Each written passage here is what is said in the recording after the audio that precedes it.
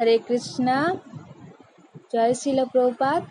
আজকে আমি জগন্মাতা মহালক্ষ্মী সীতা ঠাকুরানীর এক রহস্যময় আশ্চর্য কাহিনী শোনাবো, যে লীলা শ্রবণ করে ভক্তরা আনন্দে উৎফুল্ল হয়ে উঠবেন, এবং যে লীলা আপনারা আগে শ্রবণ করেননি।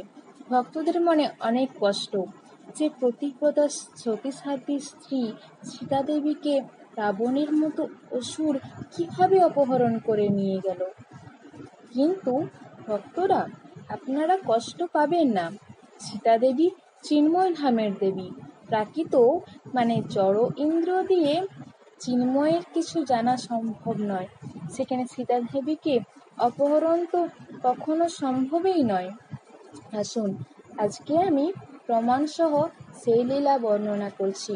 শ্রী চৈতন্য চরিতামৃত গ্রন্থের মধ্যলীলার প্রথম খণ্ডের 9 নম্বর অধ্যায়ে মহাপ্রভু দক্ষিণ ভারত ভ্রমণের কথা বর্ণিত আছে।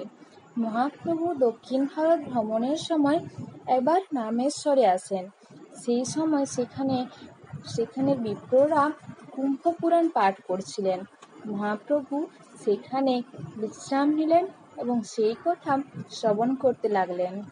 কুম্ভপুরাণের 127 নম্বর শ্লোকে বলা হয়েছে, সীতয়ারাধিত বহ্নিশ্ছায়া সীতা মজিজনুত তাঞ্চহারো দশগ্রীব সীতা বহ্নি পুরঙ্গতা পরীক্ষা সময়ে বহ্নি ছায়া সীতা বিবেশসা বহ্নি সীতাং সামানীয় তৎপুরস্তাদ নিনয়ত। এর মানে হলো, রাবণ সীতা দেবীকে নিয়ে যাওয়া তো দূরে থাক, তিনি তাকে দর্শনও করতে পারেননি। যখন সীতা দেবী দেখলেন রাবণ এসেছে, তখন তিনি অগ্নিদেবকে স্মরণ করেন এবং অগ্নিদেব সীতা দেবীকে ওখান থেকে নিয়ে যান পার্বতী দেবীর কাছে এবং মায়া দেবীকে সেখানে রেখে দেন। রাবণ মায়া সীতাকে অপহরণ করে নিয়ে যায়।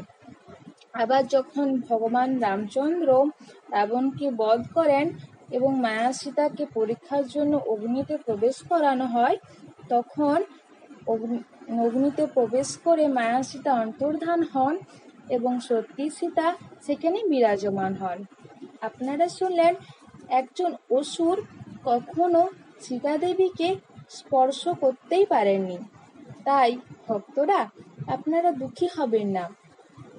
আপনারা ভগবান রামচন্দ্র এবং সীতা দেবীর আরাধনা করুন, অনেক অনেক নাম জপ করুন, যাতে ভগবান প্রসন্ন হন আপনাদের ওপর।